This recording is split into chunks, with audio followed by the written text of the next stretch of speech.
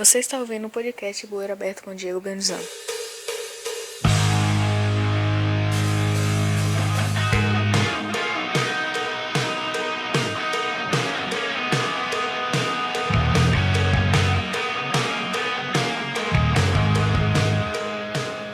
Começando mais um podcast Bueiro Aberto no Universo 25.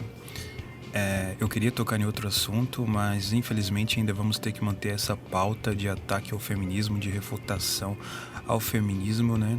De debulhamento do feminismo, né? Por quê? Porque eu tava olhando na internet, eu encontrei o que eu encontrei na internet? Eu encontrei imagens de empoderamento feminista e selos de empoderamento feminista e, como é que eu posso chamar? Brasões que utilizavam marcas do cangaço, que utilizavam o rosto de Maria Bonita, que utilizavam até o nome de Maria Bonita. Por exemplo, esse aqui, Coletiva Feminista Maria Bonita do Rio de Janeiro. Ou seja, aí o símbolo é o símbolo do feminismo, com um chapéu de cangaceira e bala e tudo. Cara, assim, como é que eu posso iniciar isso aqui? Ou isso é muita burrice, ou isso é desonestidade. Não tem como você pegar e usar mulheres como símbolo do feminismo, mulheres que participaram, que seguiam cangaceiros. Até porque, se você for entrar no contexto situacional do cangaço, a Maria Bonita não era cangaceira. Ela acompanhava Lampião, mas na hora do pau ela não participava, tá? Vamos deixar claro, existiu uma cangaceira, que foi Dadá, mulher de Corisco, a única que ia pra cima, que trocava tiro com a volante, que era a única que tinha peito pra isso. O resto eram meras mulheres que seguiam seus namorados, ou mulheres que, por exemplo, naquela época, se a mulher perdesse a virgindade, ela era mal falada na vila onde ela morava, no vilarejo, então ela já sabia que um casamento ela não ia arrumar. Compensava mais para ela ou ter uma vida de prostituta ou seguir com os cangaceiros. Muitas preferiam seguir com os cangaceiros. Então, assim, usar Maria Bonita como símbolo de empoderamento feminista é muita forçação de barra. Maria Bonita, ela era mulher do lar, cara. Ela era casada quando fugiu com o Lampião. Tá, beleza. Dá pra colocar isso como feminismo? Ser uma mulher que traiu o marido? Não sei. Porque foi o seguinte, ela e o marido viviam brigando. Não sei os motivos, viviam brigando e ela ia pra casa da mãe. E a mãe apoiava o fim do casamento, o pai não. E a mãe de Maria Bonita, inclusive, apoiou que ela fugisse com o Lampião. Quando o Lampião foi na casa da mãe da Maria Bonita, ela forçou a barra para que a filha fosse junto com o Lampião. A mãe apoiava, o pai não, porque o pai sabia do perigo que era. Se a volante sabe que alguém da sua família fugiu com um cangaceiro, eles agem igualmente. Eles agiam, né? Não agem mais. Eles agiam igualmente os cangaceiros. Eles torturavam pessoas da sua família. E isso aconteceu com a família de muitas pessoas que... por exemplo, aconteceu, o pai foi torturado porque a filha fugiu com o cangaceiro. O irmão foi torturado porque a filha fugiu com o cangaceiro. Então não dá pra você dizer que Maria Bonita é símbolo de empoderamento do feminismo. Nunca foi, nunca será. Até porque ela era totalmente submissa a Lampião. Submissa. Aí não se dava bem no casamento. O Lampião não se sentiu assim desonrado em roubar a mulher do cara. Por quê? Porque ela já estava praticamente fugindo do marido, né? Ela não queria mais ficar com o marido. O marido parece que tinha até viajado na época que ela sumiu com o Lampião. Então, a Lampião ainda acho que deixou uma carta ainda explicando. E não dá, cara. Infelizmente, é forçação de barra, é desonestidade intelectual, ou é simplesmente a mais pura burrice, porque vindo de feministas você não pode esperar muita coisa. Então, se aprofundar nisso sem detalhes, porque eu não quero detalhar tudo aqui, o podcast ia ficar enorme. Mas vamos lá, vamos falar de mulher que realmente empoderou no cangaço. Maria Bonita, ela é até hoje a mais falada porque era esposa de Lampião. Mas a única cangaceira existente foi Dadá, que era mulher de Corisco. Essa sim partia para cima quando tinha necessidade, essa sim peitava inclusive outros cangaceiros, se fosse possível. Tem uma história que quando o Lampião já tinha morrido, Corisco ainda ficou no cangaço por 2 anos, se eu não me engano. Posso estar errado. E chegou uma hora que ele pensou em se entregar. E ela falou pra ele: pois então tire a sua roupa que eu vou vestir. Porque isso não é fala de homem. Você falar que vai se entregar, você é louco? Cangaceiro se entregando pra polícia, você vai ficar sem a cabeça. De todo jeito acabou que ele ficou, né? Ele acabou sendo pego, mas ele pensou em se entregar. E quando ele pensou, Dadá não deixou, que era a esposa dele. E a parte interessante disso, a mulher do Corisco foi roubada da família quando era adolescente, pré-adolescente. Ela foi sequestrada por ele, foi estuprada no mesmo dia, beleza? E ela odiava Corisco. No início de tudo, ela odiava, ela não queria ver, ela não queria olhar para a cara dele. Foi com o tempo que ela resolveu baixar esse instinto de cangaceira, que ela resolveu vestir essa imagem de cangaceira, e ela resolveu também que queria andar com Corisco. Ela começou a amar o cara, foi tipo uma síndrome de Estocolmo. Do nada ela realmente abraçou a causa. E aí você me fala, tá, ela era mais empoderada do que Maria Bonita. Sim, ela era mais empoderada do que Maria Bonita. O povo fala muito em Maria Bonita porque era a esposa de Lampião. E o nome Maria Bonita veio depois da morte dela, né? Quando pegaram a cabeça e olharam, ela era bonita. Mas, assim, Maria Bonita não foi a mais empoderada e nem foi a mais bonita, mesmo tendo o nome de Maria Bonita, né? Depois que arrancaram a cabeça. O Lampião não chamava Maria Bonita de Maria Bonita. Tem isso também, que o povo acha que ela sempre se chamou Maria Bonita, e não foi. Então ela não era a mais bonita. A mais bonita era Lídia, que era casada com Zé Baiano. Agora vamos ver se realmente essas mulheres eram empoderadas. Porque quem estuda esse assunto sabe que as mulheres no cangaço, que elas andavam com cangaceiros, elas eram tipo manequins ambulantes.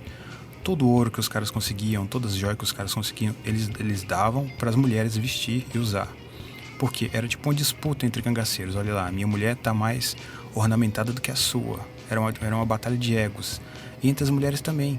E essa mulher do Zé Baiano, ela era, além dela ser a mais bonita, Zé Baiano era o que tinha mais poder aquisitivo. Tinha mais até que Lampião. Porque ele trabalhava com uma espécie de agiotagem. Ele emprestava dinheiro e cobrava juros. E ele era muito mal também. Ele era muito temido. E essa Lídia, que era casada com ele, traiu o Zé Baiano com um tal de Bem-TV. Teve um tal de cangaceiro chamado Coqueiro, se eu não me engano, que viu a traição, né, enquanto o Zé Baiano foi resolver alguma coisa fora. E ele falou, se você der pra mim, eu não vou contar pro seu marido que você tava traindo ele. Você sabe que ele é muito violento e é malvado. Com certeza ele vai te matar. Aí ela virou e falou pra ele, pois eu prefiro que ele me mate do que eu ter que te dar, não vou te dar. Aí foi dito e feito. Esse Zé Baiano chegou, aí esse cangaceiro Coqueiro pegou e contou pro Zé Baiano que a mulher tinha traído. O Zé Baiano no início duvidou, mas aí como o tal do Bem-TV já tinha fugido, não tinha como ela negar, né? O cara falou que que outro cara tava comendo sua mulher. A sua mulher fala que é mentira, mas o cara já fugiu, então tá pronto, a história tá meio que certa. Aí ela pegou e falou, é verdade mesmo, eu dei pra outro cara, mas ele só tá te contando porque ele me ameaçou e falou que se eu não desse pra ele também ele ia te contar. E esse Zé Baiano, cara, ele gostava muito dessa mulher, gostava muito. Só que mesmo assim, ele matou ela de pauladas. Você acha que existe lugar pro feminismo, espaço pro feminismo andando com esses caras? Não tem espaço pro feminismo andar junto com esses caras. Não tem espaço pro feminismo ser criado nessa esfera, sabe? O cara matou a mulher a pauladas porque ela o traiu. Maria Bonita viu. Provavelmente deve ter pedido para Lampião interceder, mas não fez muita coisa. Por quê? Porque ela não tinha poder para isso. Ela era submissa. As outras mulheres também eram todas submissas. A que mais tinha peito era Dadá, e ela não ia se meter nessa treta, até porque esse Bem-TV era soldado do Corisco. O Corisco tinha seu bando quando ele se juntou com o Lampião. E esse soldado era do bando do Corisco. Então, ela não tinha muito o que se meter, saca? Já tava estranho o negócio pro lado deles. E aí aconteceu isso. Esse Zé Baiano também, ele é conhecido por marcar mulheres com JB no rosto. Ou seja, mais uma que refuta o feminismo dentro do cangaço. Porque era assim, Lampião e seus bandos, Lampião e seu bando, eles não aceitavam que mulheres tivessem o cabelo curto. Não aceitavam. Para eles isso era coisa de mulher da vida, que era totalmente errado. E eles impuseram essa lei que mulher não tinha que ter cabelo curto. Onde eles chegassem e as mulheres tivessem cabelo curto, elas seriam ferradas, iam ter que dar uma satisfação muito grande. E aí Zé Baiano, que era muito mal, ele começou dizem que ele só ferrou 2 mulheres, mas 2 é muito ainda. Mas dizem que só ferrou 2 e também dizem que ferrou mais. Mas existem relatos e fotos de idosas, né, que as mulheres envelheceram, é lógico, e elas ficaram com o JB no rosto desde a da juventude, que ele pegou aquele negócio de ferragado, mandou fazer um com o nome dele, com as iniciais do nome dele, J e B, e ele ferrava mulheres que tinham cabelo curto. Isso porque as mulheres, se achando empoderadas já naquela época e naquele local, mandaram uma carta para Lampião dizendo que o cabelo era delas, que era direito delas usar o cabelo curto, da forma que elas bem entendessem. E aí elas mexeram com os caras muito, como é que eu posso dizer, não é nem machista, cara, os caras muito loucos. E aí Zé Baiano começou a ferrar a mulher no rosto, mulher que tinha cabelo curto. Me mostra aí onde é que tem espaço para feminismo, enquanto eu dou um gole aqui no meu leite com café. Me mostra porque não tem, cara. Eu não consigo achar, então é desonesto. Qualquer mulher que você vê, a partir de hoje, depois que você escutar esse podcast aqui, qualquer garota que tirar onda com o chapeuzinho de cangaceiro e símbolo do feminismo, você vai ter mais que 1 ou 2 ou 3 argumentos para destruir ela em argumento, para refutar, para debulhar, para pegar ela e botar no seu bolso e levar para onde você quiser. E aí tem mais coisas, cara, tem mais coisas. Eu já falei, né, que nenhuma das mulheres pôde intervir na morte da Lídia, que era a cangaceira mais bonita.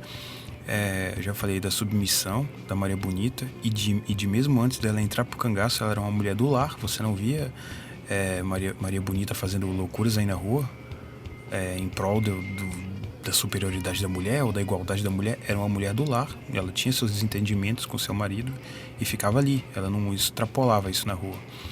Tem mais coisas que eu preciso lembrar, cara, eu não sei se eu vou lembrar de tudo. Mas tem outra mulher também foi morta por ter traído o seu marido cangaceiro. E outra coisa, era uma coisa interessante assim, no cangaço. A mulher que o marido morria, que era cangaceiro e que acompanhava o bando, ela tinha que rapidamente casar com outro cangaceiro, se juntar a ele.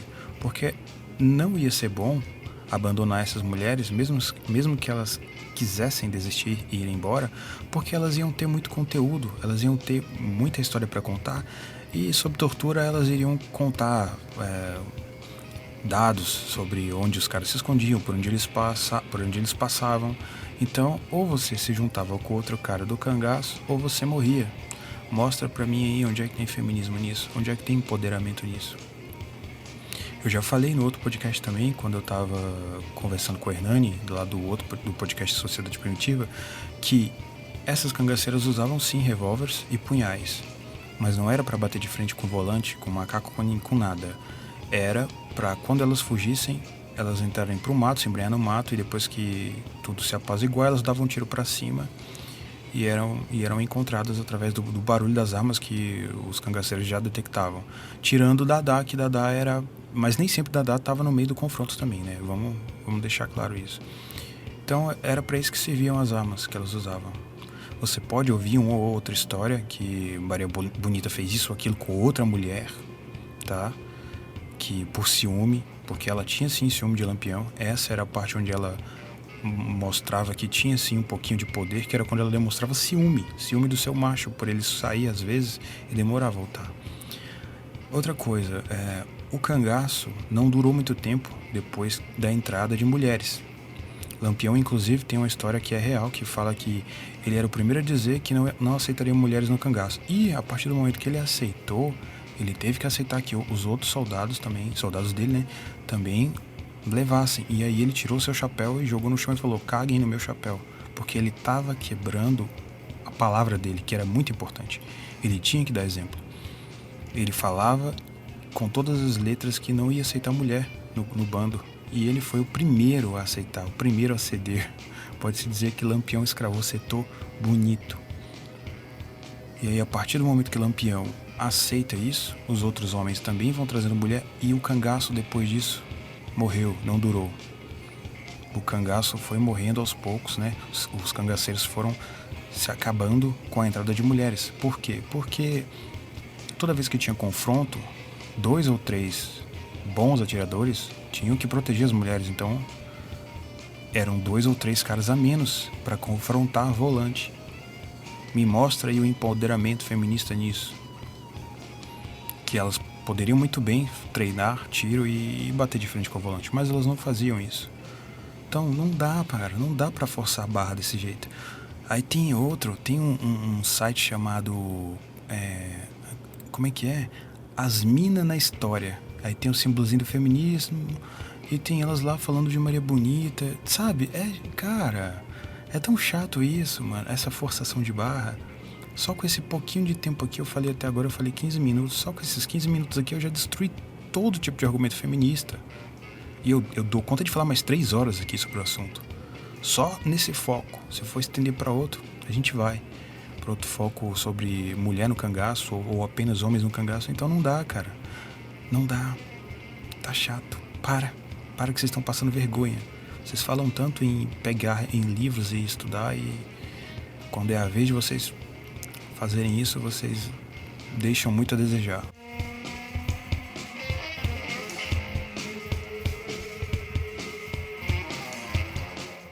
Mas uma informação legal sobre a mulher do Corisco era que Corisco era um péssimo atirador.